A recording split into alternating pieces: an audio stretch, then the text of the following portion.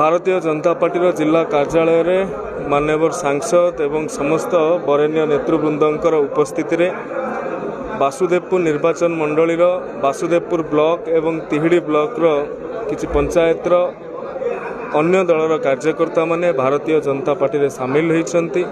ये योगदान निश्चित भाव में भारतीय जनता पार्टी संगठन को वासुदेवपुर निर्वाचन मंडली रे दृढ़ दृढ़तर करिबो एवं प्रधानमंत्री नरेंद्र मोदी जी जनकल्याणकारी शासन ओडिशार लोकप्रिय मुख्यमंत्री आम राज्यर सभापति एवं तमाम वरेण्य नेतृवृंदर जो आग्रह रही भारतीय जनता पार्टी को शिखर रे पहुँचाइवाई ताहा सफल हेब। वासुदेवपुर निर्वाचन मंडली रे एक बृहत्तर संगठन निर्माण करने दिगरे भारतीय जनता पार्टी अग्रसर होची एथिरे कोनोसी संदेह नहीं।